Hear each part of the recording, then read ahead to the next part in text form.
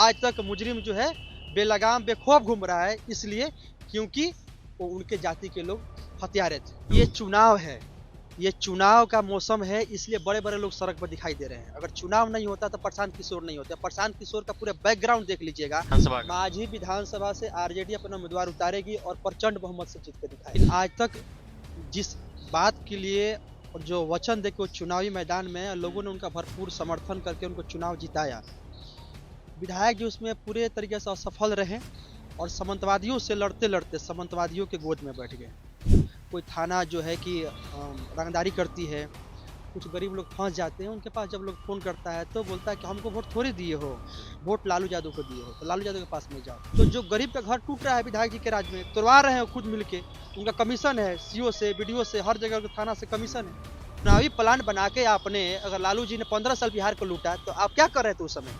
अगर नीतीश कुमार जी ने 20 साल बिहार को लूटा तो प्रशांत किशोर जी क्या कर रहे थे उस समय? उस समय आप तो पैसा ले लेके पार्टियों के लिए प्लान बना रहे थे। चुनाव में लग चुके हैं। इस वक्त हमारे साथ बातचीत करने के राजू रुद्र यादव हैं, जो कि जिला परिषद भी हैं माझी भाग 4 से। बातचीत करते हैं क्या 2025 विधानसभा चुनाव में क्या कुछ होने वाला है और क्या कुछ जातीय समीकरण है और वहां पर लोकल इश्यूज क्या क्या है। सीपीआई एम से विधायक वहां से सत्येंद्र यादव है माझी से, उन्होंने क्या काम किया, क्या काम नहीं किया और कितने समस्याओं का उन्होंने समाधान अभी तक कर पाया है। राजू जी कैसे हैं? बस ठीक हो। आप माझी विधानसभा से आते हैं, आप वहां से जिला परिषद भी हैं। आपके विधानसभा में क्या क्या समस्या है? देखिए वहाँ पे हमारे जो माननीय विधायक वर्तमान डॉक्टर सत्येंद्र यादव जी हैं, जब वो मैदान में आए थे, उनका नारा था कि हम सामंतवादियों के खिलाफ लड़ रहे हैं और गरीब गुरबा पिछड़े दलित अल्पसंख्यकों के बात वो करते थे। लेकिन आज तक जिस बात के लिए और जो वचन देके वो चुनावी मैदान में लोगों ने उनका भरपूर समर्थन करके उनको चुनाव जिताया, विधायक जी उसमें पूरे तरीके से असफल रहे और सामंतवादियों से लड़ते लड़ते सामंतवादियों के गोद में बैठ गए। तो सबसे पहले तो लोगों का उन्होंने भरोसा तोड़ा है। वो तो सामंतवादियों से लड़ाई करते हैं ना, कैसे कह सकते हैं सामंतवादियों को गोद में जाकर बैठ गए हों? अरे ये तो पूरे माझी विधानसभा की जनता जानती है कि आज वो गरीब गुरुआ के घर नहीं जाते हैं, आज सामंतवादियों के गोद में बैठे हैं और सामंतवादियों का ही काम करते हैं। माझी विधानसभा के अंदर में ना ही एक ब्लड बैंक है, ना ही हर पंचायत से चाहे 2-3 पंचायत मिलाकर लाइब्रेरी का सुविधा है। हर जगह उनका कमीशन बना हुआ है। जो भी सड़कें पर काम हुआ है कमीशन बना हुआ है, सब 2 नंबर 3 नंबर का काम हुआ है।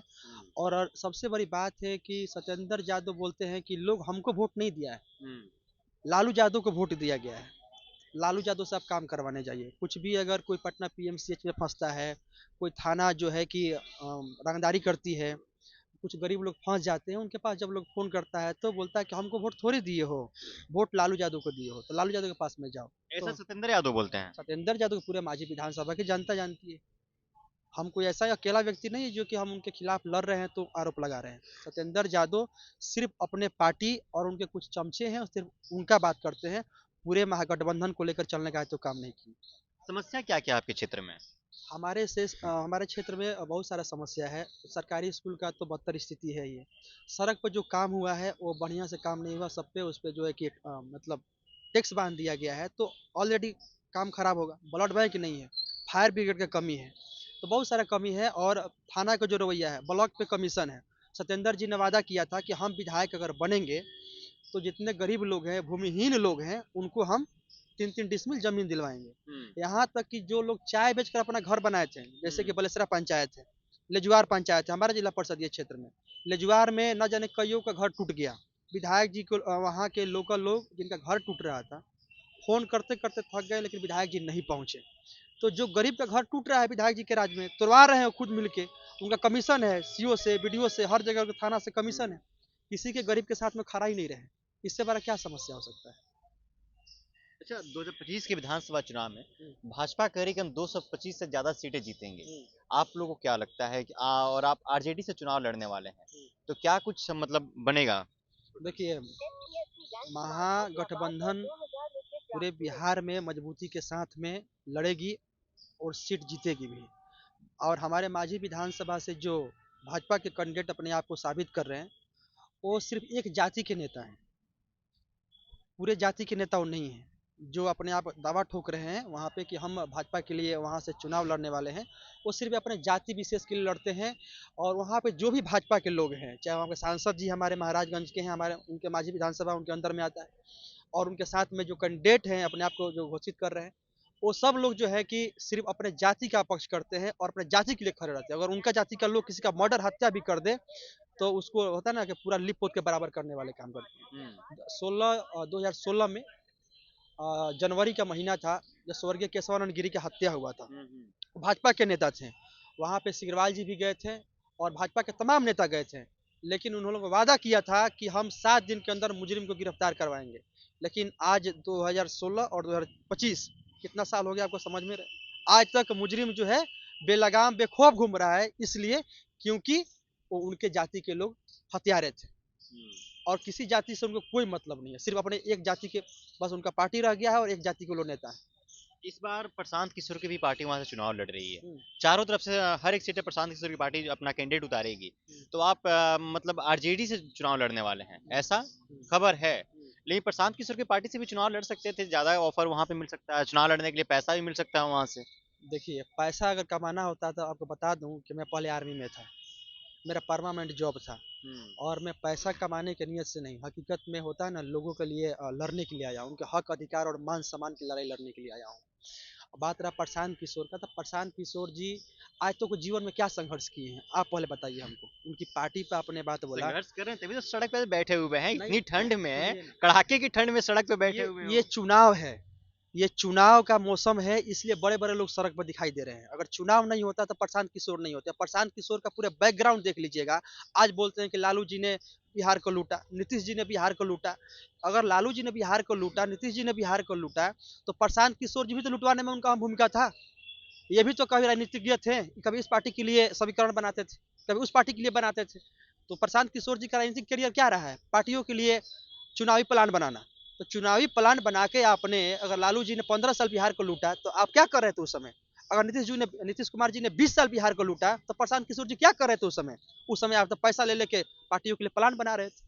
और आज आपको लग रहा है कि नहीं हमको मुख्यमंत्री बनने की जरूरत है, तो आप सड़क पे आ गए हैं गांधी मैदान में। वो अभी चुनाव है इसलिए, और चुनाव नहीं होता तो प्रशांत किशोर जी कहाँ दिखते? तो प्रशांत किशोर जी बने बनावटे, ये बनावटी लोग हैं, बहकावे वाले लोग हैं। ऐसे कोई आने वाला नहीं है और हमारे तरफ उनका खाता भी नहीं खुलेगा कहीं। अच्छा, बात करें सीट की, विधानसभा सीट की, जो मांझी सीट है, अभी वहां से सत्येंद्र यादव जो विधायक है महागठबंधन के सहयोगी दल है, तो महागठबंधन आप पे भरोसा क्यों करेगी, आपको टिकट क्यों देगी, क्योंकि सत्येंद्र यादव जीते हुए विधायक हैं। देखिए, सबसे बड़ी बात है कि सत्येंद्र जी से पहले वहाँ पर कांग्रेस के विधायक थे विजय शंकर दुबे जी, वो भी जीते हुए थे, तो उन्होंने भी काम किया था।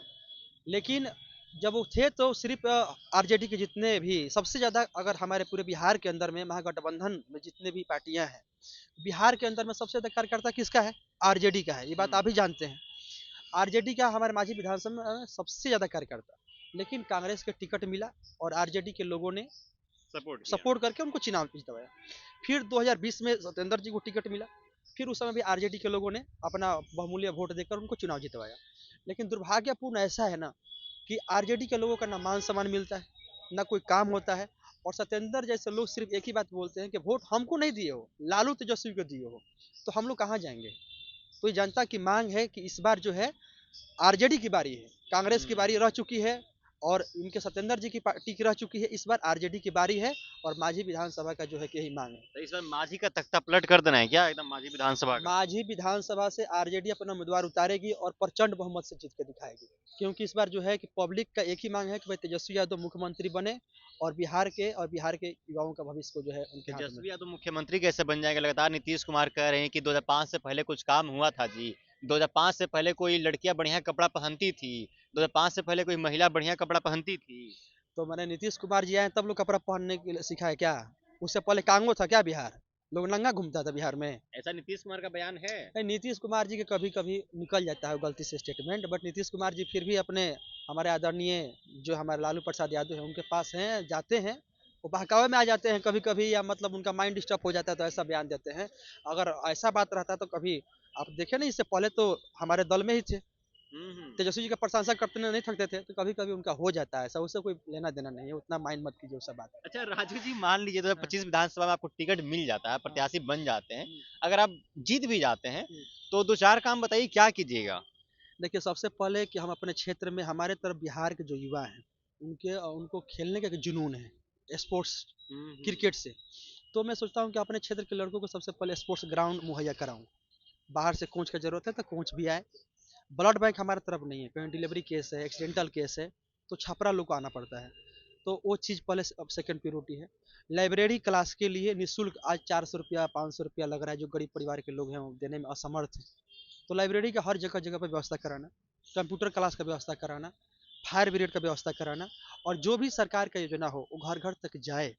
थाने ब्लॉक पे जो भी कमीशन है, जैसे राशन कार्ड बनाने में और जो भी काम है ना, काम कराने में, उस सब चीज़ पे एक रोक लगाया जा सके, अंकुश लगाया जा सके, और मिलिट्री राज के तरीका से एक ऐसा काम हो कि लोग पहला बार एहसास करें कि नहीं भाई, एक देश का जवान जो आके ईमानदारी से जैसे बॉर्डर सुरक्षित करके रखा था, समाज को सुरक्षित करके रखा है। सब सीधे आर्मी से राजनीति में एंट्री लेते हैं, ऐसा क्या कुछ मकसद है आपका? देखिए, आर्मी से राजनीतिक में आने का मकसद यही था कि हमने 15 साल 6 महीना आर्मी में अपना कार्य किया है, कर्तव्य निष्ठा के साथ 15 में। साल। 15 साल 6 महीना। तो उसमें हुआ कि हम तो जहाँ भी रहें, चाहे जितना हमने आज तक अपने जीवन में सेना सेना काल देखा है, लोग अपनी ईमानदारी से, चाहे दिन हो, सुबह हो, शाम हो, रात हो, लोग अपने कार्य को करते हैं। लेकिन जब मैं अपने गाँव आता था ना, तो एक ही चीज़ देखने को मिला भाई, कि अगर ड्यूटी कर रहे हैं ना, जिस चीज़ के लिए वादा कर रहे हैं, शपथ कर रहे हैं, बट यहाँ पे लोग ड्यूटी नहीं कर रहे हैं। जैसे कि हम आपका काम करेंगे, हम आपका सेवा करेंगे, सुख में, दुःख में, बट यहाँ पे ऐसा नहीं था।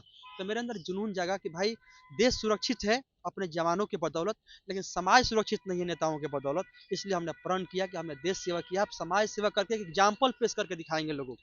चलिए, शुक्रिया हमसे बातचीत करने के लिए। बहुत बहुत धन्यवाद। दोस्तों हमारे साथ राजू रुद्र यादव जो कि एक्स आर्मी मैन हैं, अब ये वहाँ से इस्तीफा नौकरी छोड़कर आ चुके हैं। अब राजनीति में अपना समय बिताना चाहते हैं और समाज सेवा कर रहे हैं। इनका कहना है कि जिस तरीके से अभी देश सुरक्षित है आर्मी के हाथों में, उसी तरीके से देश राजनेताओं के हाथों में सुरक्षित नहीं है। यहाँ पे इस वजह से हम आए हैं और जो राजनीति है उसको सुरक्षित करेंगे, जो जनता की समस्या है उसको दूर करेंगे। हमारे क्षेत्र में बहुत सारी समस्याएं हैं, शिक्षा की समस्याएं हैं, एम्बुलेंस की समस्याएं हैं, हेल्थ की समस्याएं हैं। इन सभी समस्याओं पर हम काम करेंगे और जनता को जागरूक करेंगे। और इस बार हमें टिकट मिलता है आरजेडी से, तो जो सीपीआई एम के जो विधायक है जो जीते हुए सत्येंद्र यादव, उनको हरा देंगे। और सत्येंद्र यादव किसी का काम नहीं करते हैं। वो कहते हैं कि जाओ तुम लोग लालू प्रसाद और तेजस्वी का काम, तेजस्वी के नाम पर वोट दिए हो तो उन्हीं से अपना काम कराओ। चलिए, बहरहाल इस खबर में आपकी क्या प्रतिक्रिया है कमेंट बॉक्स में बता सकते हैं। बहुत बहुत शुक्रिया।